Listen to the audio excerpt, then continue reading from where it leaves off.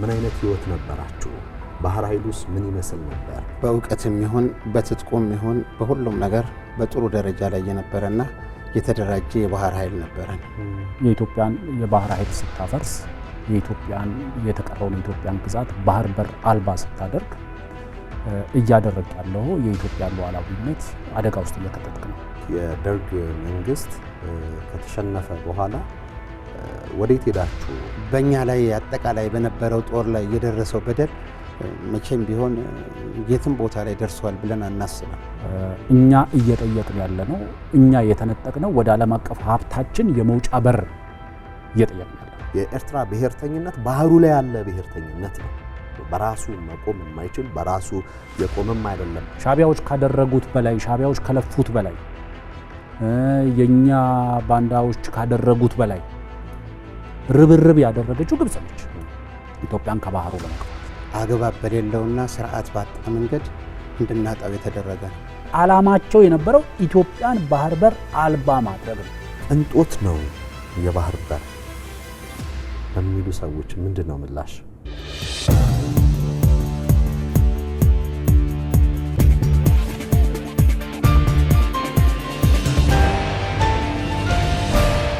ጤና ይስጥልን የተወደዳችሁና የተከበራችሁ ተመልካቾቻችን፣ ይህ የሀገር ጉዳይ ዝግጅታችን ነው። በዛሬው ዕለት የሀገር ጉዳይ ፕሮግራማችን ላይ ስለ ባህር ኃይል አንስተን ቆይታ እየተወያየን ከእናንተ ጋር ቆይታ እናደርጋለን። እዚህ ሁለት እንግዶች እንደተለመደው ጋብዣለሁ። ፒቲ ኦፊሰር ጉልላት ደጀኔ የቀድሞ የባህር ኃይል አባል ናቸው። እንደዚሁም ወጣቱ የፖለቲካ ተንታኝ አፈወርቅ በደዊ አብሮኝ ቆይታ ያደርጋል። እንዴት ናችሁ እንግዶቼ? እንደው ፒቲ ኦፊሰር እንግዲህ ባህር ኃይል የቀድሞ የባህር ኃይል አባል ነበሩና ታሪኩን ማወቅ ጓጓው። ቀደም ብሎ ከቀረጻ ውጪ ስንጫወት እንደነበረው በተለይም ኤርትራ ውስጥ የነበራችሁ ምጽዋ ላይ በነበራችሁበት ጊዜ ላይ ምን አይነት ህይወት ነበራችሁ? ባህር ኃይሉስ ምን ይመስል ነበር? ከዛ ባለፈ ደግሞ እስኪፈርስ ያለው ሂደት ከፈረሰ በኋላ የደርግ መንግስት ከወደቀ በኋላ የናንተ ጣፈንታ ምን ሆነ? ምን ደረሰባችሁ ከሚለው እንጀምር። እሺ፣ አመሰግናለሁ። አጠቃላይ የኢትዮጵያ ባህር ኃይል ከተመሰረተበት ከ1948 ጀምሮ እስከ 1983 ድረስ በቀጠናው አሉ ከሚባሉት የባህር ኃይሎች ጥሩ ደረጃ ላይ ያለ ባህር ኃይል ነበር። በአደረጃጀቱም ረጅም ርቀት የሚሄዱ ሚሳኤሎችን የታጠቀ በፍሪጌት ደረጃ ፍሪጌቶች የነበሩት እና አካባቢንም ለቅኝት የሚቃኙ የተለያዩ መርከቦች የነበሩት ጠንካራ የባህር ኃይል ነበር። እስከፈረሰበት ጊዜ ድረስ የባህር በራችንን ከማስከበር አኳያ ምን ያክል ነው የመርከቦቹ አቅም በነበረው በወቅቱ አቅም ሲገለጽ ምን ይመስላል? በአቅም ደረጃ ያው ጥሩ አቅም ላይ ነበር የነበራቸው። ከፍተኛ ነው። ከሌሎች አካባቢው ካሉት የባህር ኃይሎች ተወዳዳሪ የነበረና በተሻለ ሁኔታ ላይ ያለ ነበር። አጠቃላይ 1000 ኪሎ ሜትር የሚሆነውን ከራስ ካሳ እስከ ሩስ ዱሜራ የባህር ክልላችንን ያንን በአግባቡ ሲጠብቅ የነበረ በደንብ ቅኝት ያደርግ የነበረ ምንም አይነት ችግር ያልገጠመው በእውቀትም ይሁን በትጥቁም ይሁን በሁሉም ነገር በጥሩ ደረጃ ላይ የነበረና የተደራጀ የባህር ኃይል ነበረን። በጥገና ለመርከቦችን በተመለከተ እጅግ በጣም ትልልቅ የሆኑ ወርክሾፖች የነበሩት፣ በቤዝም ደረጃ ከሆነ የምጽዋ ባህር ኃይል መደብ በተለይ ትልቅ የሆነ ቤዝ የነበረበት በአጠቃላይ ለኢትዮጵያ በቂ ነው የሚባልና ወደፊት ደግሞ ከቴክኖሎጂው ጋር አንድ ላይ ተያይዞ ያደገ ሊሄድ ይችል የነበረ ትልቅ የባህር ኃይል ነው። ጥሩ። እንደው እዛው ላይ ያያይዘው እንዲነግሩኝ የፈለኩት ህይወታችሁ ምን ይመስል ነበር? በዛ ውስጥ የነበረው ህብረት ልክ የደርግ መንግስት ከተሸነፈ በኋላ ወዴት ሄዳችሁ? ጉዟችሁ ምን ይመስል ነበር? ለምሳሌ የምድር ኃይሉ ላይ የሚጠቀሱ ነገሮች ነበሩ። አንደኛ በከፍተኛ የኑሮ ጫና እንዲወድቁ ተደርጓል።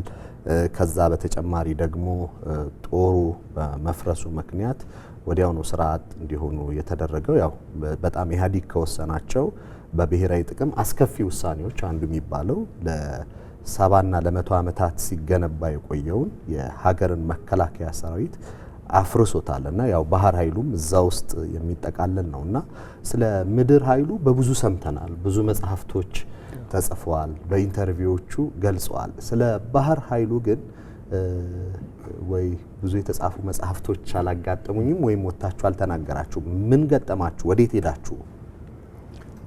አጠቃላይ እንግዲህ ባህር ኃይል የነበረው ምጽዋ፣ አሰብ፣ አስመራ፣ አዲስ አበባ ነበረ ቤዛችን። አስመራ ላይ የነበረው የባህር ኃይል አባላት ልክ ከሌሎቹ አሁን ከጠቀስካቸው ኃይሎች የተለየ አይነት እድልና ጣፋንታ አልነበረውም። ልክ የጦር ኃይሉ ጠቅላላውን አስመራ የነበረው ሲንቀሳቀስ በዛ መልክ በደረሰበትን በደል ያክል የባህር ኃይሉም ከአስመራ የተንቀሳቀሰው ሊደርስበት እንደሚችል ምንም የሚያጠራጥር ነገር የለም። ከጦሩ ጋር አንድ ላይ ነበር የሚወጣው። ምጽዋ ከተለቀቀ በኋላ ዳህላክ ላይ የነበረው የባህር ኃይል ጠቅላላ ባሉን መርከቦች ወደ ሳውዲ ነበር የገባ ነው። የምጽዋው ጦርነት ያው በታሪክ በብዛት የተጻፈ ታሪክ ያለው ነው። ከውስጥም የነበሩ ችግሮች እንደነበሩበት ታሪኩ ይናገራል።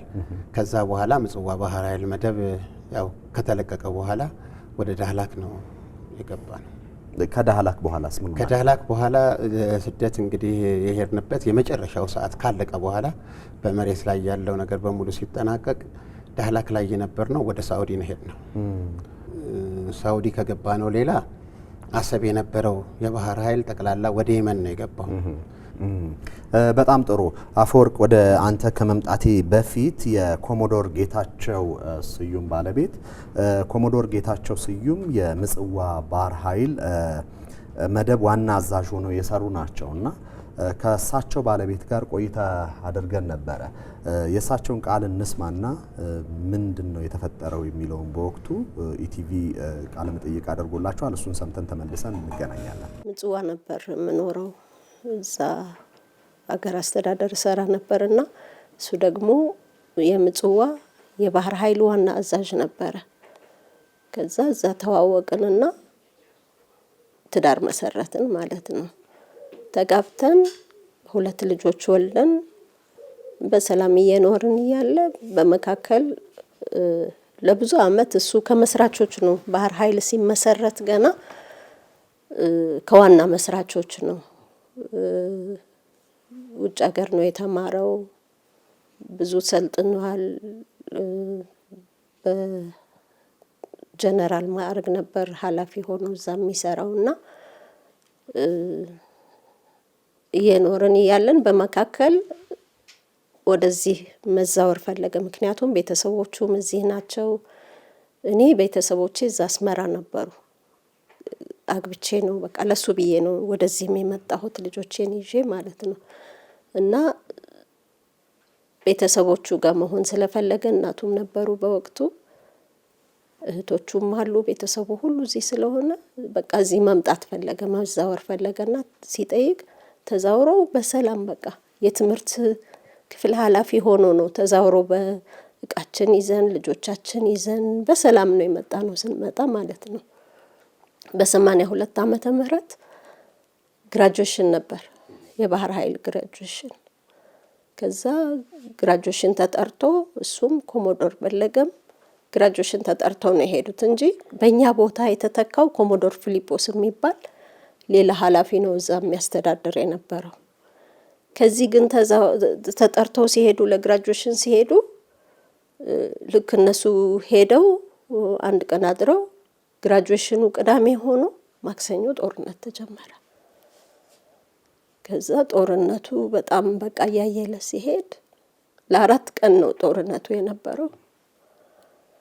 ከዛ በቃ እሱ ምን አለ፣ እነዚህ የሚመረቁ ልጆች በቃ ውጡ ተባሉ። ኃላፊ የሆኑት ሄሊኮፕተር መጣላቸው። በቃ ወደ አገራቸው ሁሉም ሄደዋል። እሱ ግን እነዚህ ወጣቶች የሚመረቁት ቤተሰቦቻቸው አምነው ነው የላኩልን። ስለዚህ እነዚህ እንዴት ጥለን እንሄዳለን? ቢያንስ ወጣቱ ይውጣ ብሎ ብዙዎቹን ውጡ ሂዱ ወደ ቤተሰቦቻችሁ ብሎ በመርከብ እያሳፈረ ብዙዎቹን ሸኘና መጨረሻ ግን ሲያየው ጦርነቱም እየከፋ መጣ።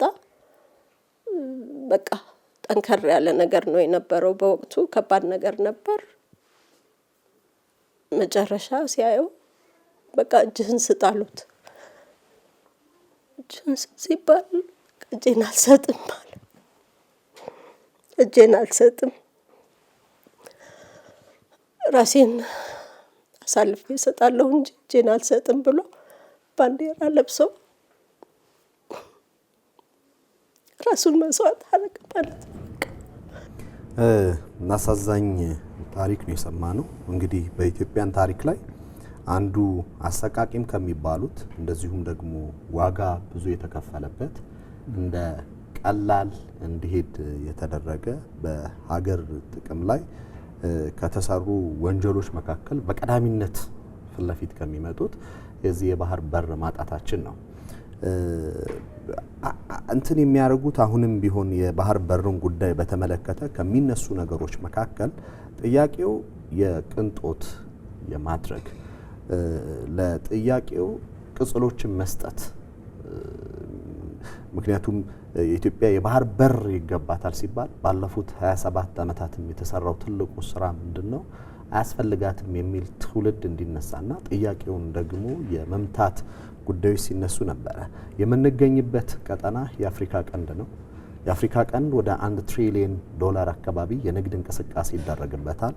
3 አህጉራት መገናኛ የሆነ ስፍራ ነው። አውሮፓ፣ ኤዥያ እና አፍሪካ የሽብር እንቅስቃሴዎች አሉበት። ፌይልድ ስቴቶች ወይም የወደቁ መንግስታት የሚገኙበት ቀጠና ነው። የዚህ የሊበራል ዲሞክራሲው መውደቅን ተከትሎ ደግሞ በይበልጥ አሁን የሪያሊስት የሚባለው ኃይል ኢንስቲቱሽናላይዜሽን እየወደቀ ወይም ተቋማዊነት የሀገራት ገናናነት መገንገኑን ተከትሎ ይሄ ቦታ እጅግ በጣም አስፈላጊ ሆኗል። የአሜሪካና የኢራን ጦርነት ደግሞ ቦታውን አስፈላጊ አድርጎታል። የሆርሙዝ ሰርጥ አደጋ ውስጥ በመግባቱን ተከትሎ ቅንጦት ነው የባህር በር ለሚሉ ሰዎች ምንድን ነው ምላሽ? ወደ ኋላ ልመለስና ፒቲ ኦፊሰር ቅድም ሲያነሱት የነበረው ነገር አለ። እውነቱን ለመናገር የደርግ መንግስት ተብሎ የሚጠቀሰው በወቅቱ የነበረው የኢትዮጵያ መንግስት በኢትዮጵያ ሕዝብ ላይ በደል ፈጽሞ ሊሆን ይችላል። በወቅቱ ሊሆን ይችላል በሚልም ደረጃ ሳይሆን ብዙ በደሎች ተፈጽመው ሊሆን ይችላል። በሕዝብ ላይ የሰብአዊ መብት፣ የዲሞክራሲ መብቶች ላይ ምናምን የፈጸመው በደል ሊኖር ይችላል። ግን በዚህ ስርዓት ላይ ዘምተው የነበሩት በተለይ ሻዕቢያና ወያኔ ይመሩት የነበረው ኃይል ጸቡ ከስርዓቱ ወይም ከመንግስቱ ጋር እንዳልነበረ ብዙ ማሳያዎች ነበሩ። ጸቡ ከስርዓት ጋር አልነበረም። ጸቡ ከደርግ ጋር አልነበረም። ጸቡ የነበረው ከሀገር ጋር ነው የሚሉ ብዙ ማሳያዎች አሉ። ከነዛ ማሳያዎች ለኔ ትልቁ ማሳያ ብዬ የምወስደው ቅድም አንተም ስታነሳው የነበረው በመቶ ዓመታት ሲገነባ የነበረውን ሰራዊት ቅስም በሚሰብር ደረጃ፣ አእምሮ በሚነካ ደረጃ፣ ክብር በሚነካ ደረጃ ያ ሰራዊት የደርግ ሰራዊት አልነበረም። የኢትዮጵያ መከላከያ ሰራዊት ነው የነበረው። ያንን ሰራዊት አንዳንዴ ብዙ ሀገራት ሰራዊት በትነው ያውቃሉ። ከቀደመው ከነሱ ስርዓት ሲቀየር ከነሱ ቀድሞ የነበረውን ስርዓት ሰራዊት ብዙ ሀገራት ሲበትኑ ነበር። የበተኑበት መንገዱ ነው። ለምሳሌ የኢትዮጵያ ምድር ኃይሉ የምትለው የኢትዮጵያ መከላከያ ሰራዊት የነበረው በደርግ ጊዜ የነበረው ሰራዊት በአገር አቀፍ ደረጃ እንዲዋረድና ክብሩ ተነክቶ አንዳንዱ የለበሰውን የታጠቀውን መሳሪያ እየሸጠ ወደ ሲቪል ወይም ደግሞ አንዳንዶች ወደ ልመና ደረጃ ሁሉ የወረዱበት ሁኔታ ነበር። በአገር አቀፍ ደረጃ አዋራጅ በሆነ የባህር ኃይሉ ደግሞ በዓለም አቀፍ ደረጃ በተዋረደ መልኩ እንዲፈርስ ነው የተደረገው። አፈራረሱ ጸባቸው ከስርዓት ጋር እንዳልነበረ እና ጸባቸው ከሀገረ መንግስቱ ወይም ደግሞ ከኢትዮጵያ ጋር እንደነበረ። ምክንያቱም የኢትዮጵያን የባህር ኃይል ስታፈርስ የኢትዮጵያን የተቀረውን የኢትዮጵያን ግዛት ባህር በር አልባ ስታደርግ እያደረግ ያለው የኢትዮጵያ ሉዓላዊነት አደጋ ውስጥ እየከተትክ ነው። የኢትዮጵያ ሉዓላዊነት መከላከል በማይቻልበት ደረጃ ላይ እያስቀመጥከው ነው። ለምሳሌ የኢትዮጵያ ባህር ኃይል በነበረበት ጊዜ ቅድም ፒቲ ኦፊሰር ሲያነሱት እንደነበረው የኢትዮጵያ ባህር ኃይል ቀጠናው የሸብሩ አደር ኃይሎችም ሆነ መንግስታት መፈንጫ እንዳይሆን በማድረግ ከፍተኛ ተልእኮውን ተወጥቷል ብዬ ነው የማስበው። ብዙ ጸሐፍቶችም ሲጽፉት የሚያስቀምጡት እሱ ነው። ምክንያቱም በዛ ሰዓት ላይ ያ ቀጠና የሰላም ቀጠና ነው የነበረው፣ የስጋት ቀጠና አልነበረም። ስለዚህ ዛሬ ላይ ያለው በኢትዮጵያ ሉዓላዊ ግዛት ስር የነበረው ባህር ቀጠና ብቻ ሳይሆን ከቀይ ባህርን ጨምሮ እስከ ኢንዲያን ኦሽን ድረስ ብትወርድ የሸብሩ አደር ኃይሎችና መንግስታት መፈንጫ ነው የሆነው። የህግና ስርዓት አልቦነት መታያ ነው የሆነው። ለዚህ ደግሞ ትልቁ የኢትዮጵያ ባህር ኃይል መፍረስ ነው። ምክንያቱም የኢትዮጵያ ባህር ኃይል ቅድም ሲነሳም እንደነበረው በዓለም አቀፍ ደረጃ ከሚከበሩ ከሚታመኑ ተልእኮ ሊሰጣቸው ከሚችሉ የሰላም ኃይሎች ተርታ የሚመደብ ነው። ዛሬ ላይ መጥተህ ኢትዮጵያ ባህር በር ይገባኛል፣ ያስፈልገኛል፣ በግፍ ነው የተነጠቁት ስትል ይሄንን ቅንጦት ነው ማለት ለኔ ሉዓላዊነት ቅንጦት ነው እንደማለት ነው የምወስደው። ሀገር ቅንጦት ነው እንደማለት ነው የምወስደው። ሰላም ቅንጦት ነው ማለት ነው እንደማለት ነው የምወስደው። ምክንያቱም ባህር በር በሁለት ሬሌቫንስ አለው። ኢኮኖሚክ ሬሌቫንስ ኤንድ ሴኩሪቲ ሬሌቫንስ አለው። የኢኮኖሚ ጥቅም አለው፣ የደህንነት ጥቅም አለው። አንድ ሀገር የተሟላ ሉዓላዊነት አላት የሚባለው ሉዓላዊነትን ዲፋይን የሚደረገው ዲፌንደብል መሆን አለበት ይባላል። የምትከላከለው መሆን አለበት የትኛውም ሉዓላዊነት እንደ ሀገር። ዛሬ ያለ ሉዓላዊነት የተሟላ አይደለም ወይም ደግሞ ዲፌንደብል አይደለም ስንል በብዙ ማሳያዎች አንደኛው ኢትዮጵያ በግፍ የተነጠቀችው ባህር በር አልቦ መሆናችን ሉዓላዊነታችን የተሟላ እንዳይሆን አድርጎታል። ለምሳሌ የመከላከያ ሰራዊታችን የተሟላ መከላከያ ሰራዊት ነው ሲባል በአየር የሚሰነዘር ጥቃትን ከአየር፣ በምድር የሚሰነዘርበትን ጥቃት በምድር፣ በባህር የሚሰነዘርበትን ጥቃት ደግሞ በባህር መከላከል። ምክንያቱም ባህሩ ላይ ጥቅም አለን፣ ወይተር ኢኮኖሚክ ኦር ሴኩሪቲ የደህንነት ወይም ደግሞ የኢኮኖሚ ጥቅም አለን ባህሩ ላይ። ምክንያቱም ባህር የትኛውም ባህር ዓለም አቀፍ ሀብት ነው አይደለም። እኛ እየጠየቅን ያለ ነው፣ እኛ የተነጠቅነው ወደ ዓለም አቀፍ ሀብታችን የመውጫ በር እየጠየቅን ያለ ነው። ምክንያቱም ዓለም አቀፉ ኢንዲያን ኦሽን ስትል ኢንዲያን ኦሽን የዓለም አቀፉ ማህበረሰብ ሀብት ነው፣ የአንድ ሀገር የግል ንብረት አይደለም። ቀይ ባህር የዓለም አቀፉ ማህበረሰብ ሀብት ነው፣ የአንድ ሀገር የግል ጥቅም አይደለም። ኢትዮጵያ የተነጠቀችው ወደዚህ ዓለም አቀፍ ሀብቷ የምትወጣበትን በር ነው። መርከቦቻችን ለምሳሌ ኢትዮጵያ ከአብዛኛው የአፍሪካ ሀገራት የተሻለ እኮ የሺፒንግ ላይን አላት አይደለም። ከአብዛኞቹ የአፍሪካ ሀገራት ብዙዎቹ ይጠቅሱታል። ባህር በር ካላቸው ከአብዛኞቹ የአፍሪካ ሀገራት የተሻለ የንግድ መርከቦች በቁጥርም በአቅምም ያላት ሀገር ነች። መርከቦች የሚንቀሳቀሱት በዓለም አቀፉ የውሃ ግዛት ውስጥ ነው። እነዛ መርከቦች ማንኛውም አደጋ ቢደርስባቸው ሽፋንና ከለላ መስጠት የሚችል ባህር ኃይል እንዳይኖራት ማድረግ ይሄ ሞኝነትም ቂልነትም አላዋቂነትም ነው የሚሆነው። አውርደ ለምሳሌ ባለፉት 30 ዓመታት ኢትዮጵያ ኢኮኖሚ የት ይደርስ ነበር ባህር በር ቢኖረን ኖሮ? የኢትዮጵያ መከላከያ የት ይደርስ ነበር ባህር ኃይል ቢኖረን ኖሮ?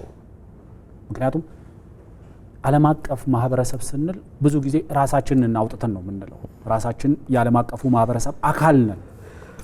ዓለም አቀፍ ሀብቶች አሉ። ያ ሀብት የኛም ነው። እዛ ሀብት ላይ እኛም ጥቅም አለን። ያንን ጥቅማችንን ማስጠበቅ ይኖርብናል። ዛሬ ተነስተ አይ ቅንጦት ነው ስትል ቅድም እንዳልኩት ሉዓላዊነት ቅንጦት ነው እያልን ነው። ሉዓላዊነት ቅንጦት ሆኖ አያውቅም። ሀገር ቅንጦት ሆኖ አያውቅም። ሰላም ቅንጦት ሆኖ አያውቅም። ወጥቶ መግባት ቅንጦት ሆኖ አያውቅም። በእያንዳንዳችን ጓዳ ዛሬ ኢትዮጵያ በዓለም አቀፍ ጥናቶች የሀገር አቀፍ ጥናቶችን እንተውና በዓለም አቀፍ ጥናቶች እንኳን ባህር በር ማጣታችን ቢያንስ ከእያንዳንዱ ጓዳችን ውስጥ ከምናገኘው ሸቀጥ ኢምፖርትድ ጉድስ ላይ ከ25% በላይ ወጪ 35 ያደርሰዋል። የፒኤስአይ የዶሜስቲክ ጥናቱን ትቼ ዓለም አቀፉን እንኳን ሶስት ከ25% በላይ ይላል። ከ25% በላይ 100 ብር የሚሸጠው ሸቀጥ 75 ብር የሚሸጥ ሸቀጥ ነው። ስለዚህ እያንዳንዳችን ጓዳችን ውስጥ ይገባል። ኑሮ ውድነት ታዲያ ቅንጦት ነው ለኢትዮጵያውያን? የኑሮ ውድነት ጉዳይ ኢኮኖሚያችን ጉዳይ ቅንጦት ነው። ምክንያቱም የኢትዮጵያ ኢኮኖሚ አሁን ያለበት በ100 እና በ150 ቢሊዮን ዶላር መካከል የሚንቀሳቀሰው ጂዲፒያችን ባህር በር ቢኖረው ኖሮ ከ35% በላይ ይጨምር ነበር፣ ባህር በር በመኖሩ ብቻ። ይሄ ቅንጦት አይደለም። ከሁሉም በላይ ግን ለኔ የባህር በር አስፈላጊነት የሉዓላዊነት መገለጫ ነው። ምክንያቱም ደጋግመን እናነሳዋለን። የኢትዮጵያ አየር ክልል በተሟላ ደረጃ እንዲጠበቅ ከማንም ተጽዕኖ ነፃ እንዲሆን ከተፈለገ ኢትዮጵያ ባህር በር ያስፈልጋታል። ዓለም አቀፍ መውጫ በር ያስፈልጋታል። ዛሬ በጎረቤቶቻችን ይሁንታ በጎረቤቶቻችን ፈቃድ ነው ሉዓላዊነታችን መሰረት የሚያደርገው። የኢትዮጵያ አየር መንገድ ለመውጣት የጅቡቲን አየር ክልል መጠቀም አለበት፣ የኤርትራን አየር ክልል መጠቀም አለበት፣ የሱዳን አየር ክልል፣ የኬንያን አየር ፈቅደውልህ ካልፈቀዱልንስ ምንድነው የምንሆነው? ወርስት ኬስ ሴናሪዮ እንቅልፍ ሊነሳን የሚገባው ሴናሪዮ እሱ ነው። ካልፈቀዱልን ከአየር ክልላችንን አትጠቀሙም የሚሉ ቀን ቢመጣ ምንድነው የምንሆነው? እሱ ቅንጦት ላይ ነው ያው እሱን ሉዝ የማድረግ ሌክዠሪው ላይ ነው ያሁን ያለ ነው ብለን ራሳችንን ከጠየቅን ባህር በር ቅንጦት ሆኖ ማያቅም አልነበረምም ሊሆንም አይችልም ብዬ ነው ማስበው።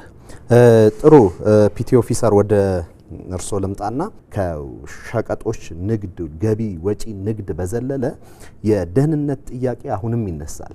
ያ የደህንነት ጥያቄ አሁን በኢራን በሆርሙዝ የተፈጠረው ቀውስ አለ። ያ የሆርሙዝ ቀውስ ያሳየን ትልቁ እውነታ የባህር መተላለፊያዎች ምን ያክል ወሳኝ እንደሆኑ ናቸው። ቅድም እንዳነሳሁት ወደ 1 ትሪሊየን እና የዓለማችን 12% ንግድ የሚተላለፍበት ይህ የቀይ ባህር ቀጠና ከምንም ጊዜው በላይ ደህንነቱ አዳጋች ሆኗል። ኢራን ወደ እስራኤል 2000 ኪሎ ሜትር የሚሻገር ሚሳኤል እየተኮሰች ነው። አሰብ ከአዲስ አበባ ከ1000 ኪሎ ሜትር ያነሰ ነው። በዛ ሁኔታ ውስጥ በኢትዮጵያ ላይ ከፍተኛ የደህንነት አደጋ የትኛውንም የኢትዮጵያ ከተማ ለመምታት የሚያስችል ተወንጫፊ ሚሳኤሎች ባሉበት ምን ያክል ውጪ አደጋ ምን ያክል የኢትዮጵያ ሉዓላዊነት ለአደጋ የተጋለጠ ነው የሚል እምነት አሉት። በተለይ እርሶ በነበሩበት ጊዜ ላይ ከባህር ኃይሉ ጥበቃ ጋር አንስተው አሁን ያለውን የዓለም አቀፍ ሁኔታ ሲያዩት የአደጋ ተጋላጭነታችን ምን ያክል ነው ይላሉ? አጠቃላይ የባህር ጉዳይ የኢኮኖሚ ጉዳይ ብቻ ሳይሆን የህልውና ጉዳይ ነው የሚባለው ትክክል ነው።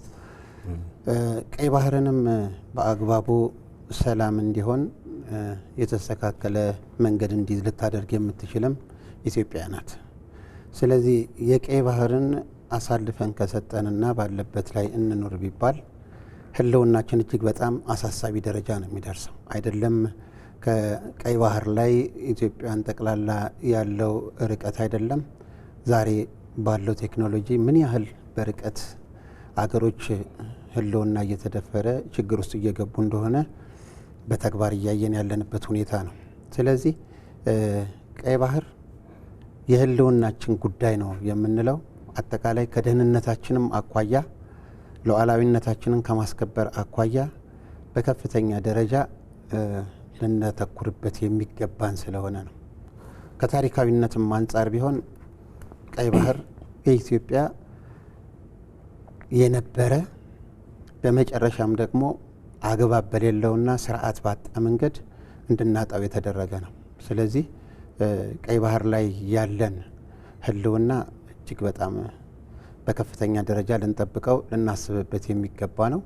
ከደህንነታችንም አኳያ ደግሞ ካለው ሁኔታ አኳያ ዛሬም የምናየው የሉዓላዊነት ጉዳይ ስለሆነ በጣም አሳሳቢ እንደው እርሶ በነበሩበት ጊዜ ላይ የባህር ኃይል አንዱ የሴኩሪቲ የጥበቃ ስራዎችን ነበር የሚሰራው።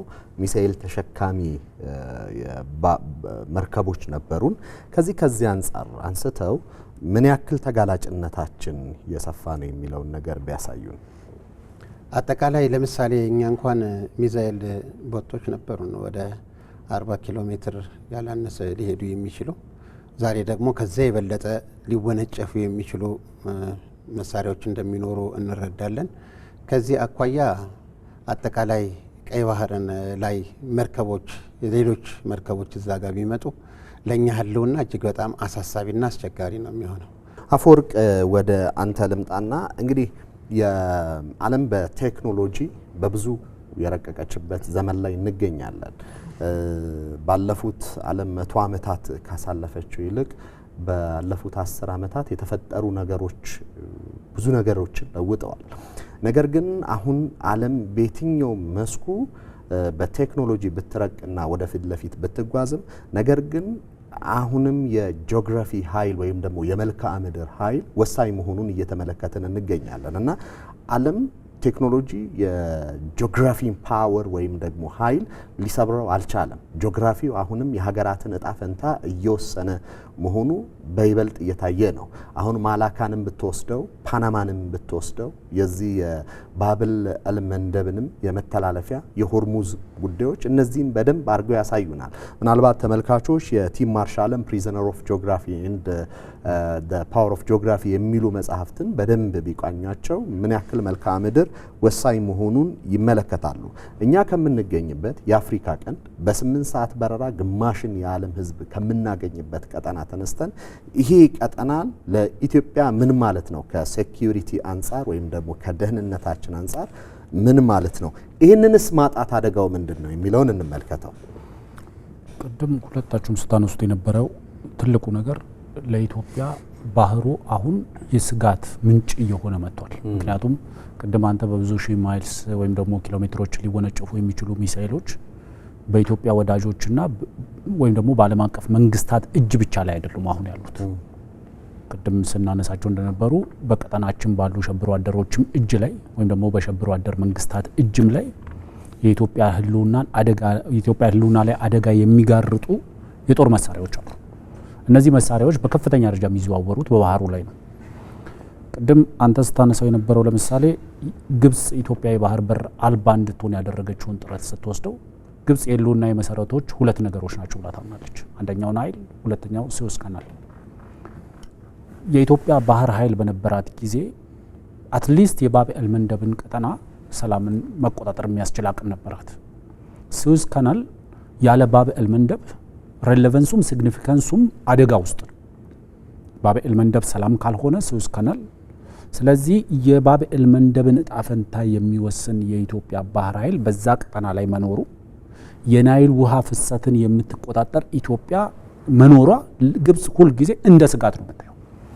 ስለዚህ ግብጾች በ1960ዎቹ ጀምሮ ሲከተሉት የነበረው ስትራቴጂ በኢትዮጵያ ውስጥ እጅግ ደካማ በናሽናል ኢንተረስቱ ላይ ወይም ደግሞ በናሽናል ሴኩሪቲ ላይ ትኩረት የማያደርግ መንግስት አዲስ አበባ ላይ ኢትዮጵያ ባህር አልባ ስትሆን ኢኮኖሚዋ ቮልነረብል ይሆናል፣ ሉዓላዊነቷ ቮልነረብል ወይም ተጋላጭ ይሆናል፣ አደጋ ላይ ይወድቃል። ስለዚህ ደካማ ኢኮኖሚ፣ ደካማ ደህንነት ያላት ኢትዮጵያ ስትፈጠር ያ ኢኮኖሚ ወንዞቿን የመጠቀም አቅም አይሰጣትም። ለዛ ነው ሻዕቢያን በማንኛውም መንገድ ተጠቅማ አስመራ ላይ መንግስት ሆኖ እንዲቀመጥ ያደረገችው። ሻዕቢያዎች ካደረጉት በላይ፣ ሻዕቢያዎች ከለፉት በላይ፣ የኛ ባንዳዎች ካደረጉት በላይ ርብርብ ያደረገችው ግብጽ ነች ኢትዮጵያን ከባህሩ ለመግፋት። ምክንያቱም ለሻዕቢያዎች ጥያቄያቸውንም ጭምር የምትታገሉት ከቅኝ ግዛት ነፃ ለመውጣት ነው። ጥያቄያችሁ የቅኝ ግዛት ነው፣ መልሱ ደግሞ መገንጠል ነው። ስትገነጠሉ ደግሞ ይሄን ይዘ ነው የምትሄደው የሚል ተልእኮ የመጣው ከአስመራ አይደለም፣ ወይም ደግሞ ከኤርትራ ልጆች አይደለም። ያ ተልእኮ የመጣው ከካይሮ ነው፣ ከፈርዖኖቹ ነው ያ ትእዛዝ የመጣው። ይሄንን እኛ ብቻ አይደለንም የምንለው፣ የካይሮ ሰዎችም በተመሳሳይ የሚሉት ይሄንን ነው፣ የአስመራ ሰዎችም የሚሉት ይሄንን ነው። ካይሮ በወቅቱ ውስጥ አድርግ የነበረውን ድጋፍ እንጂ መገንጠልም ከተባለ የኤርትራ ጥያቄም ነው ከተባለ አሰብ አብሮ የሚሄድበት ምክንያት አልነበረም ኢትዮጵያን የባህር በር አልባ ከማድረግ ውጭ። ምክንያቱም የኤርትራ ታሪክ ከአሰብ ታሪክ ጋር በምንም የሚገናኝ አይደለም። የኤርትራ ጉዳይ በአንቀጽ 39 አይን ነው የታየው እንኳን ከተባለ አንቀጽ 39 ለብሔር ብሔረሰቦች የሰጠው መብት አሰብ ራሱን የቻለ በባለቤትነት ክሌም የሚያደርገው አፋር የሚባል ብሔር አለ። ያ ብሔር እጣፈንታውን ይሄ ራስን እድል በራስ የመወሰን መብቱን ኤክሰርሳይዝ ማድረግ ነበረበት በወቅቱ። በሪፈረንደም ውስጥ የአፋር ህዝብ የሰጠው ኔጌቲቭ ድምጽ ራሱን ችሎ መቆም ነበረበት። ልክ እንደ አንድ ኤርትራዊ ማንነት የሚባል እንዳለ እንደ ኔሽን ስቴት በመቁጠር የተደረገ ነው። ሪፈረንደሙ ትልቁ ስህተቱ የመጀመሪያው ስህተቱ ሪፈረንደሙን ማካሄድ የሚያስችል መደበኛ መንግስት ኢትዮጵያ ውስጥ አልነበረም። የሽግግር መንግስት ነው የነበረው። ስለዚህ በዓለም አቀፍ ህግ ማንኛውም ሪፈረንደም ሲካሄድ የህዝብ ውክልና ያለው መንግስት፣ የሀገር ውግንና ያለው መንግስት በሀገር ውስጥ መኖሩ መረጋገጥ ነበረበት። አልነበረም በወቅቱ። ሁለተኛው ስህተት ደግሞ ኤርትራ ሪፈረንደሙን አስ ኔሽን ስቴት ማካሄዷ። ኩናማው ብሔር ነው፣ ራሱን ችሎ መወሰን ነበረበት። አፋሮች ብሔሮች ናቸው፣ ራሳቸውን ችሎ መወሰን ነበረባቸው። ራሳቸው ችለው የወሰኑትን ውሳኔ ስታይ አፋር ላለመሄድ ወስኖ ነበር።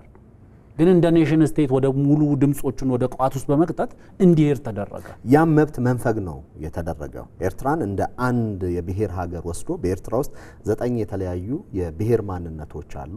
ነገር ግን ዶሚኔት የሚያደርግ ደግሞ የአንድ ገዢ ቡድን አለ። ዲፕ ስቴቱንም የሚቆጣጠረው እሱ ነው። ኦፍ ኮርስ ዲፕ ስቴት ማለት አንችልም። ኢሳያስ አድራጊ ፈጣሪ ናቸው። ዲፕ ስቴቱም ሁሉ ነገር እሳቸው ሆነው እየሰሩ ያሉበት ነው። ነገር ግን አፋሮች ያ እድል አልተሰጣቸው። እውነቱን ለመናገር ሀው እንዴት ይመጣል? የህገ መንግስቱ አንቀጽ ቻርተሩም የሚለው ብሔር ብሔረሰቦች ነው የሚለው። እዛ ውስጥ ወይ ሐማሴን ወይ ጋሽ ባርካ ላይ ካሉ አንዱ ብሔር ወይ ደግሞ አፋሮች ወይ በሌኖች የያ ኢንዲቪጁዋሊ እንዲወስኑ አልተደረገም። በተለይ አፋሮችን እጣ ፈንታ እንመልከት። እውነቱን ለመናገር በኮንፈረንሱ በሽግግር መንግስቱ ኮንፈረንስ ላይ ተመሳሳይ ከአፋር የመጡት ሱልጣን አሊ ሚራ ተመሳሳይ ጥያቄ አንስተው ነበር። የኤርትራን ሪፈረንደም አንቃወምም፣ ግን አፋርም እጣ ፈንታውን ራሱን መወሰን ያለበት የሚል ክሌም አንስተው ነበር። ምክንያቱም አፋርን ለሁለትና ለሶስት ቦታ የሚሰነጥቅ ሪፈረንደም ነው የተካሄደው። የኤርትራ አፋሮች የሚባል አልነበረም በወቅቱ። ቀኝ ግዛት ነው ከተባለም በአፍሪካ ህብረት ቻርተር ላይ ወይም በአፍሪካ አንድነት ድርጅት ቻርተር ላይ አፍሪካውያን የቀኝ ግዛት ድንበሮችን እንዲቀበሉ፣ ምክንያቱም ካልሆነ መተላለቅ ሊሆን ይችላል በሚል የቀኝ ግዛት ድንበሮች ይከበሩ ተብሏል። የቀኝ ግዛት ድንበሮች ይከበሩ ከተባለ ኤርትራ በጣሊያን ወይም በኢትዮጵያ ቀኝ ተገዝቻለሁ ብላ የምታስብ ከሆነ የቀኝ ግዛት ድንበርን ይዘህ ነው የምትወጣው። ሶማሌላንድ ለምሳሌ ከሶማሊያ ጋር እንትን ስትል በጣሊያንና በእንግሊዝ ኮሎኒ ስር ስለነበሩ አንደኛው ሲወጣ የዛን ኮሎኒው የነበረውን ድንበር ይዞ ነው የወጣው። ኤርትራ ስትወጣ አሰብ የሚባል ድንበር አልነበራትም። አሰብ የሚባል ራሱን የቻለ ራስ ገዝ አስተዳደር ነው የነበረው። ራሱን የቻለ አስተዳደር መዋቅር ነው የነበረው። ስለዚህ ይሄ የተደረገበት ዋነኛው ምክንያት በአዲስ አበባም በአስመራም የነበሩ ኃይሎች ጸባቸው ከደርግ ከሚባለው ስርዓት ጋር አልነበረም። ጸባቸው ከኢትዮጵያ ጋር ነው የነበረው፣ ከኢትዮጵያ ሕዝብ ጋር ነው የነበረው። ስለዚህ አላማቸው የነበረው ኢትዮጵያን ባህር በር አልባ ማድረግ ነው። አዲስ አበባ ላይ የሚቀመጥ መንግስት የግብፅን ህልውና የማይገዳደር መንግስት ማድረግ ነው። በቃ ይሄ ነው ትልቁ ተልእኮ የነበረው። ስለዚህ እያንዳንዱ ለምሳሌ የኢራንን ጦርነት ዛሬ ላይ ላየ ሰው ጂኦግራፊ ማተርስ የሚለውን በደንብ አርግቶ አንደርስታንድ ያደርጋል። መልክዓ ምድር ከኒውክሌር የበለጠ ፓወርፉል እንደሆነ ማሳያ ነው። ዛሬ ተነስተ አላዋቂ ሳሚ እንደሚባለው የመለቅለቅ ፖለቲካ እንስራ ካልተባለ በስተቀር ባህር በርን ቅንጦት ልታረጉ አትችልም። የህልውና መሰረት ነው። ሀገርን ዲፋይን ከሚያደርጉ አንድ ሀገር ቴሪቶሪ ለምሳሌ አሉ የዓለም ሀገራት የባህር በር የሌላቸው። የኢትዮጵያን ማተር ዲፍረንት የሚያደርገው ወይም ስፔሻል የሚያደርገው ኢትዮጵያ ከባህር የተነጠለ ታሪክ አልነበራትም። የኢትዮጵያ መከላከያ ሰራዊት በዘመናት ጉዞ እስከ ባህር ኃይል የተነጠለ ታሪክ አልነበረው። ሰልፍ ሜድ ላንድ ሎክድ ነው። እኛ ራሳችን የፈጠር ነው። ራሳቸው ወይም ደግሞ ራሳቸውን ኢትዮጵያዊ ብለው ክሌም የሚያደርጉ ሰዎች ራሳቸውን ባህር በር አልባ ያደረግን የመጀመሪያው የዓለም ሀገር ነው። ሌላ ያደረገ በታሪክ ውስጥ አጣ። ሌሎቹ ለምሳሌ ቀኝ ገዢዎቻቸው ባህር በር አልባ አድርጓቸው ሊሆን ይችላል። ሌሎቹ በጂኦግራፊው በራሱ ባህር በር አልባ አድርጓቸው ሊሆን ይችላል። ዊ አር ሰልፍ ሜድ ላንድ ሎክድ ነን። በዓለም ላይ ስፔሻል የሚያደርገው የኛን ጉዳይ እሱ ነው።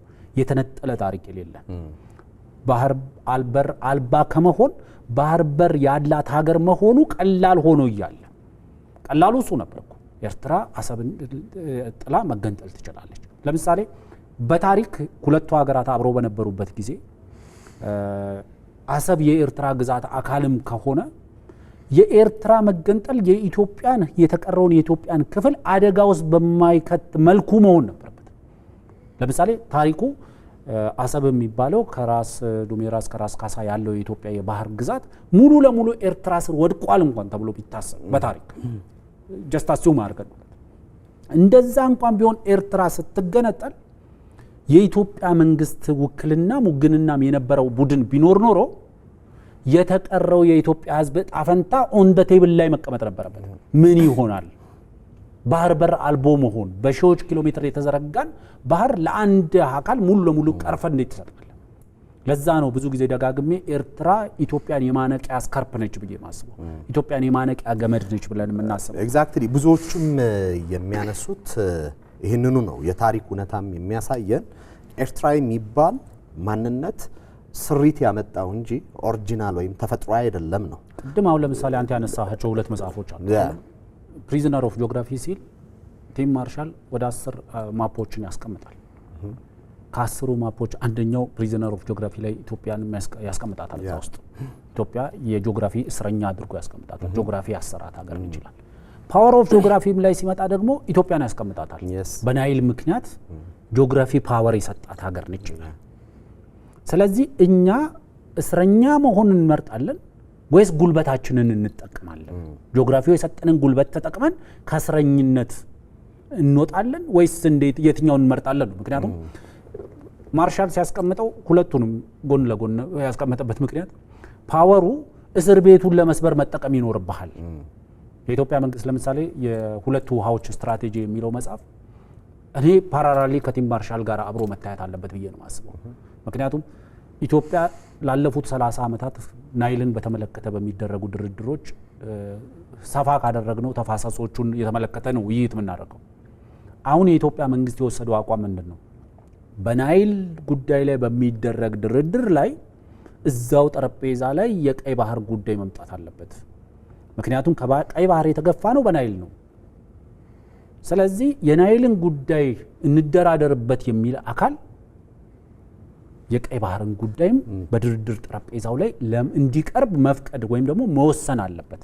ኢሹ ተነጣጥሎ የሚታይ አይደለም። የኤርትራ ብሔርተኝነት ባህሩ ላይ ያለ ብሔርተኝነት ነው። በራሱ መቆም የማይችል በራሱ የቆመም አይደለም። ምክንያቱም ኦሪጂናሊ ብሔርተኝነት ሳይሆን ምቀኝነት ላይ መሰረት ያደረገ ብሔርተኝነት ተብሎ ይሻላል። ወል እንግዲህ መሰረታቸውን እዛ ላይ ያደረጉበት የቀኝ ገዢዎች ፍላጎትና ሀሳብ ኢትዮጵያን ከባህር የመነጠል የዛ ፕሮጀክት አካል ናቸው። ያንን ስትነጥቃቸው የኤርትራ ብሔርተኝነት ትልቁ አደጋው ያ ነው። በራሱ የቆመ አይደለም። አይደንቲቲው በራሱ ላይ የተመሰረተ አይደለም። ነገር ግን የኤርትራ ብሔርተኝነት ብለን መጥራት እንችላለን። የሻቢያ ብሔርተኝነት የሻቢያ የፈጠረው ኢሳያስ የፈጠረው ብሔርተኝነት ያልኩ ለዛ ነው። ከሻቢያም ኢሳያስ ባለፉት 50 ዓመታት ምክንያቱም ስቴቱ የኢሳያስ ነው። ኢሳያስ የካይሮን ፕሮጀክት እያስፈጸሙ ነው። ያ የካይሮ ፕሮጀክትን ለማስፈጸም ከኢትዮጵያዊ ማንነት ተነጥሎ ማንነት ያልነበረውን ኤርትራ የሚባል ማንነትን በእነዚህ ዓመታት ውስጥ ባለፉት ግማሽ ክፍለ ዘመን ላይ መፍጠር ችለዋል። አርቲፊሻሊ መስራት ችለዋል። ያንን ብሔርተኝነት ለመጠበቅ ደግሞ ባህሩ ላይ የተንተራሰ ከባህሩ ጋር የተሳፋ እሳቤን ይዟል። ያንን ባህሩን ስትነጥቀው ብሔርተኝነቱ አደጋ ውስጥ ይሆናል። ምክንያቱም ፕሮጀክቱ ያ ስለሆነ ነው። ፒቲ ኦፊሰር ወደ እርሶ ልምጣ። እንግዲህ የቀድሞ ጦር አባላትን በተለያየ መልኩ አግኝቻቸው ነበር። የምድር ኃይል አባላቱ በተደጋጋሚ የሚያነሱልኝ ጥያቄ ምን ያክል በህወሓት ኢህአዴግ እንደዚሁም ደግሞ ሻቢያ እንደበደላቸው በስፋት ሲተነተን በመጽሐፍቶቻቸውም ኢንተርቪው ባደረግንባቸው አጋጣሚዎች ይህንን ፋክት ደጋግመው ይናገራሉ። ለምሳሌ ከ83 ተባረሩ ከመንግስት ያለምንም ካሳ ያለምንም እንትን ከተባረሩ በኋላ ወታደሩ በሀገሩ ላይ ተቸግሮ እንዲኖር ነው የሆነው። ዘጠናው ጦርነት በሚነሳበት ጊዜ በባትሪ ተፈልገው ጦርነቱን እንዲመሩ ተደረጉ። ጦርነቱን ካሸነፉ በኋላ ደግሞ አታስፈልጉም ተብለው የተባረሩበትን ሂደት እናስታውሳለን። ተጠቅሞ የመጣል ስትራቴጂን ባለፉት በዚህ የምድር ኃይሉ ላይ ሲካሄድ ነበረ። ሁለተኛ አየር ኃይልን በተመለከተ ደግሞ አየር ኃይል አያስፈልገንም ምክንያቱም ጦርነቱ ወቅት ላይ ብዙ ጉዳት አድርሶብናል በሚል አየር ኃይሉ ከሪፎርሙ በፊት ባሉት ዓመታት እጅግ በጣም እንዲዳከም መዋቅሩ እንዲዳከም ከህንፃ አንጻር እንኳን እድሳት ያልተደረገለት ህንፃ ነው። ግቢውን እንኳን ማጽዳት ያልተቻለበት ምክንያቱም በፓርቲ እሳቤና ቂም በቀል በመነሳሳት የአየር ኃይሉን ለሀገር የሚያስፈልገውን ትልቁን አደረጃጀት አደጋ ውስጥ እንዲወድቅበት የተደረገበት እውነታ ነበር። ወደ ባህር ኃይል ልምጣ። ብዙ አልተጻፈም፣ ብዙ አልተነገረም። ምንድነው ያደረጋችሁ ስርዓቱ? አጠቃላይ ስርዓቱ ሌላውን ጦር የበደለውን ያክል እኛንም በድሎናል። ከተበተንበት ጊዜ ጀምሮ ጡረታ የለንም፣ ስናገለግል ኖረን ሕክምና የለንም። አጠቃላይ ምንም መብት እንደሌለን ተደርገን እየተጣልነን አጠቃላይ በመብት አኳያ ምንም መብት ያልነበረን በወቅቱ አሁን በዛሬው ስርዓት ነው እንጂ እንደዚህ ወደ መድረኩም ላይ የመምጣት ባህር ኃይል ነኝ ለማለት እንኳን እንፈራበት እናፍርበት የነበረ ጊዜ ነው። ምክንያቱም ከህልውናችን ጋር በባህር ኃይልነታችን የነበረው ጥላቻ ነው። አጠቃላይ ይጠላ የነበረውን ያክል ጦር ሁላችንም የምንጠላንን ምንም አይነት መብት አልነበረንም። ለችግር እንድንዳረግ የተደረግነን አጠቃላይ እና በእኛ ላይ አጠቃላይ በነበረው ጦር ላይ የደረሰው በደል መቼም ቢሆን የትም ቦታ ላይ ደርሷል ብለን አናስብም። አገራችን ላይ በሀገራችን ሰዎች መሪዎች ነን በሚሉ ያንን ያክል በደል መደረጉ እጅግ በጣም ከፍተኛ የኑሮ ችግር ያስከትላል። ቤተሰብ ልጆች አሉ፣ ትዳር አለ፣ ኑሮ አለ። አንድ ሰው እንኳን ሆኖ መኖር ያስቸግራል አይደለም ቤተሰብ መስርቶና ከፍተኛ የሆነ በደል ነው የነበረብን። ከኢኮኖሚው አንጻር ብዙ ተብሎበታል። አሁን ግን ከደህንነት አንጻር እንመልከተው። ቀደም ስናነሳው ነበረ የሁቱ አማጽያን እያደረጉት ያለው ጉዳይ ይታወቃል። አሁን ባለው ነባራዊ እውነታ ደግሞ የሽብር ቡድኖች ድሮን መታጠቅ ጀምረዋል። የባሊስቲክ ሚሳይል ታጥቀው የሚተኩሱበት አውድ ተፈጥሯል። ከዛ በተጨማሪ ደግሞ የነን ስቴት አክተርስ የምንላቸው መንግስታዊ ያልሆኑ ኃይሎች በዓለም አቀፍ ደረጃ ላይ እየገነገኑ የመጡበትን እውነታና ወሳኝነት እያየን ነው። ያም ብቻ አይደለም። ቀጠናችን በመካከለኛ ደረጃ የኃይል ተሰላፊ በምንላቸው አካላት እየተያዘ ፖለቲካን እየወሰኑ ምርጫን እየወሰኑ የውስጥ ፖለቲካ ውስጥ እስከ መግባት ድረስ የደረሰ አቅምና ጥንካሬን ፈጥረዋል። ከሚመጣው ናዳ እንዴት እናምለጥ የሚለውን እንመልከተው። ለምሳሌ ካይሮ ወለድ የምንለው ሻቢያዊ ብሔርተኝነት አሁን መዳረሻውን ኢሳያሳዊ ብሔርተኝነት ደረጃ ላይ ደርሷል። በአንድ ግለሰብ ላይ የተንጠለጠለ ብሔርተኝነት። ይሄ ብሔርተኝነት ነው እንግዲህ ኢትዮጵያን ባህር በር አልባ ያደረገው ብሔርተኝነት። ባህር በርን ስታነሳ አንዳንድ ሰዎች ባህር በር ማለት ወደብ የሚመስላቸው ሰዎች አሉ። የወደብ ጥያቄ በባህር በር ውስጥ ያለ ጥያቄ እንጂ የወደብ ጥያቄ ባህር በርን የሚያካትት አይደለም። ምክንያቱም አንዱ አንዱን በውስጡ የያዘ ስለ ወደብ ስታወራ አስፍተህ የምታስብ ከሆነ ለሀገር ህልውና፣ ለሀገር ሉዓላዊነት፣ ለሀገር ብሔራዊ ደህንነት፣ ለቀጠናዊ ወይም ደግሞ ብሔራዊ ጥቅም የምታወራ ከሆነ ስለ ባህር በር ነው እያወራ ያለው፣ ስለ ወደብ አይደለም። የኢትዮጵያ ስለ ወደብ የምናወራ ከሆነ ቅድም አንተ ስታነሳው እንዳለው 130 ሚሊዮን ህዝብ በ1.1 ሚሊዮን ስኩዌር ኪሎ ሜትር ላይ የተበተነ ህዝብ በተለያየ አቅጣጫ ከተለያዩ ሀገራት ጋር የሚዋሰን ህዝብ በአንድ ወደብ ላይ አሰብ አይደለም አሰብን እስከ ምጽዋ ድረስ በኢትዮጵያ ሉዓላዊ ግዛት አካልነት ስር እንኳን ቢሆን ኢትዮጵያ የጅቡቲ ወደብ ያስፈልጋታል። ኢትዮጵያ የሞምባሳ ወደብ ያስፈልጋታል። ኢትዮጵያ ፖርት ሱዳን ያስፈልጋታል። ምክንያቱም ሞምባሳ ወደብን ተጠቅመ በደቡባዊ ኢትዮጵያ ጫፍ ላይ ላለው ማህበረሰብ በቀላሉ ምክንያቱም ስለ ፖርት የምታወራ ከሆነ ስለ ፕሮክሲሚቲ ነው የምታወራው። ጂኦግራፊክ ፕሮክሲሚቲ ማለት ለየትኛው ቅርበቱ ለየትኛው የተሻለ ነው። ምክንያቱም አንድን ሸቀጥ ከምጽዋ ወደብ አንስተ ቦረና ጫፍ ላለው ሰውዬ ስታደርስ ትልቁ የሎጂስቲክ ኮስት ነው ሸቀጡ ላይ የሚጨመረው። ስለዚህ ቀላሉ ከሞምባሳ ወደ ቦረና መውሰድ የተሻለ ነው። ስለዚህ ቦረና ለቦረና ህዝብ የሞምባሳ ወደብ የተሻለ ሬሌቫንት ነው። ባህር በር ስትል ኢትዮጵያ በባለቤትነት የምታስተዳድረው ባህር በር ስትል ግን የኢኮኖሚ ጉዳይ አይደለም። ወደብ የቀድሞው ጠቅላይ ሚኒስትር ባህር በርን የኢትዮጵያን ባህር በር አሳልፎ በሰጡ ማግስት ወደብ ሸቀጥ ነው ብለዋል። ወደብ ሸቀጥ ሊሆን ይችላል ከየትም ቦታ ጋር ልትገዛው ስለምትችል። ባህር በር ግን ሸቀጥ አይደለም። ባህር በር የባህር በር ጥያቄውን አሳንሶ ለማዋረድ የተደረገ ንግግር ነው። የባህር በር ጥያቄን በመንግስት ደረጃ የወደብ ጥያቄ አድርጎ የማየትና የማሳነስና ለመስጠት ቀላል እንዲሆን አይ ወደብ እኮ የወደብ ጥያቄ ነው፣ ስለዚህ የአሰብ ጥያቄ ወደብ ጥያቄ ነው፣ የምጽዋ ጥያቄ የወደብ ጥያቄ ነው፣ ወደብ ደግሞ ሸቀጥ ነው፣ ሸቀጥ ደግሞ በማንኛውም ቦታ ላይ ገዝተን ከሞምባሳም ከፖርት ሱዳንም ገዝተን ልንጠቀም እንችላለን የሚል እሳቤ ነው። ባህር በር ግን ሸቀጥ አይደለም። ባህር በር ሉዓላዊነት ነው። ሉዓላዊነትን ነው ሸቀጥ ያልነው እኛ ሉዓላዊነትን ነው እንገዛለን ብለን አሳልፈን የሰጠነው። ለምሳሌ ለአልሸባብ ደጋግመን እንላለን። ለአልሸባብ ሞቃዲሾ ካለው ቪላ ሶማሊያ ውስጥ ካለው መንግስት በላይ ለአልሸባብ ትልቁ ጠላት ኢትዮጵያ የምትባል ሀገር ነች። በቃ ባገኘው አጋጣሚ በታጠቀው አቅም ሁሉ ኢትዮጵያ የምትባል ኃይልን ከዚህ ቀጠና ላይ ማጥፋት ላይ የታላቁ ሶማሊያም ህልመኛም ነው አልሸባብ። ይሄ ኃይል ፓይሬትስ ኦፍ ሶማሊያን እኮ ስታይ እኮ የአልሸባብ እኮ ርዝራዥ ነው። ዝርፊያ ብቻ አይደለም የሚፈጽመው።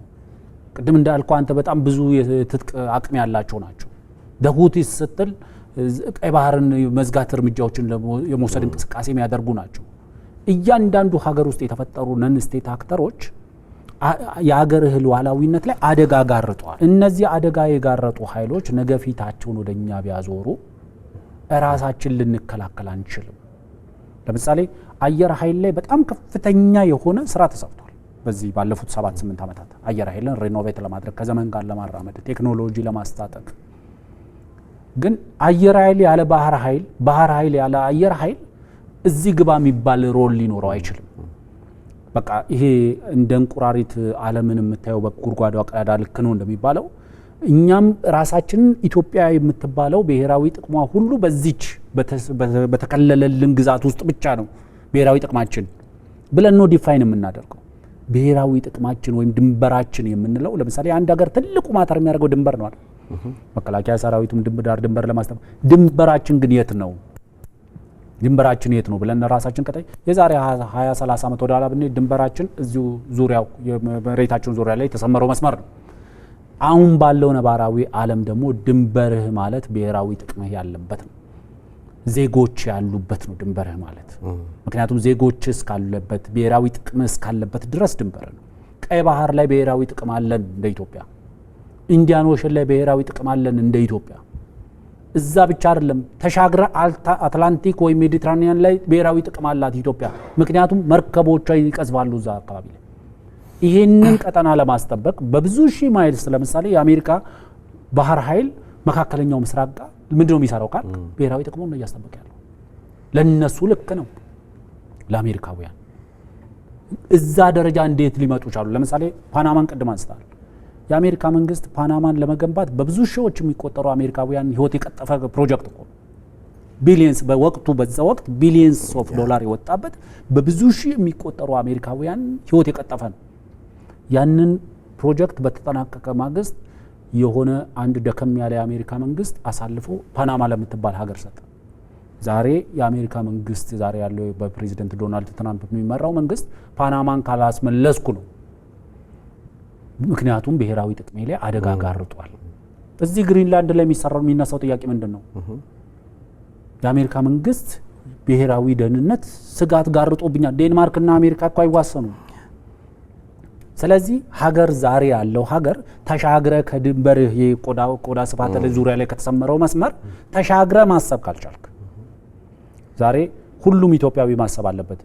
ክብሪትና ምናምን የተለያዩ እነዚህ አነስተኛ ሸቀጦቻችን ሲገቡ ብቻ አይደለም ማሰብ ያለብን። ብሔራዊ ደህንነታችንን ብሔራዊ ሉዓላዊነታችንን የዜጎቻችንን ደህንነት ለማስጠበቅ የምናስገባት እያንዳንዷ ትጥቅ ነች።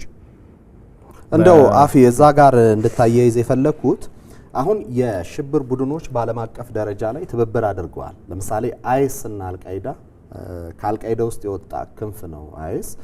የአልቃይዳ ደግሞ አጋር የሆነው አልሸባብ አለ። ከዚህ ቀደም ሁለቱ ቡድኖች የሚጋጩ ነበሩ። በየመን ውስጥም በነበረው እንቅስቃሴ አይስ እና ሁቲዎች እርስ በርሳቸው የሚፋተጉ ኃይሎች ነበሩ። አሁን ግን የነዚህ ሁሉ ቅንጅቶች አለ። አሁን እየወጡ ያሉ ሪፖርቶች ምንድናቸው? ሁቲዎች ከአልሸባብ ጋር በጋራ የሚሰሩበት አሉ ተፈጥሯል። ሶማሊያ ውስጥ አልቃይዳ የአልቃይዳ ክንፍ አንዱ አካል የሆነው አልሸባብና አይስ በጋራ እየተንቀሳቀሱ ያለበት ነው። የሽብር ቡድኖች አንድ ላይ ሆነው የጋራ ዓላማ ይዘው የሚንቀሳቀሱበትን አውድ ፈጥሯል።